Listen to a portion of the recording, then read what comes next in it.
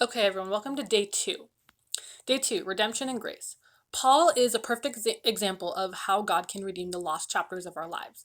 Before his radical encounter with Christ, Paul was actually known as Saul, and he was notorious for killing Christians and living a life far from God. Talk about a man who was not living out the plan of God, but the plan of the enemy. Even still, we don't see Paul lamenting all the bad things he did before he committed his life to Christ. We see him glorifying God and allowing the God who makes all things new to get him back on track. Paul used his personal testimony of God's incredible grace to transform everyone around him. This ought to be a great encouragement to us. Whenever you find yourself today, it doesn't have to be the end of the story. Whether you've been saved for decades or only a few days, God wants to engage with you right here, right now, right where you are. He wants to invade your marriage, your home life, and your career. He wants to make all of it brand new. He can fix what looks unfixable. The key is to not focus on the insurmountable problems, but like Paul, focus on the miracle working God.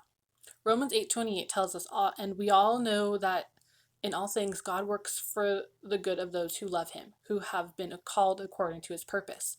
God can fix the unfixable. The key is not to focus on the insurmountable problems in front of us, but like Paul, to focus on the miracle working God standing beside us. Lay every broken thing at the feet of Jesus and watch what he will do. He will give you opportunities to share his goodness with everyone you meet. Just like my song says, you're closer than you think you are. All his promises are just up ahead. Maybe you just haven't seen it yet.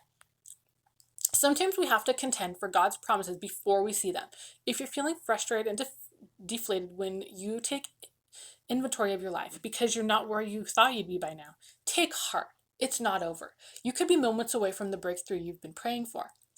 I hope today's devotional will propel you forward in your faith journey, because I am certain that God will be faithful to finish the good work he started in you. Confession prayer. God, you are the redeemer of my life. I'm not trusting myself, but I'm wholly trusting in you. I'm not running from my problems anymore, but I'm running to you. I acknowledge you in all my ways because you promised to direct my paths.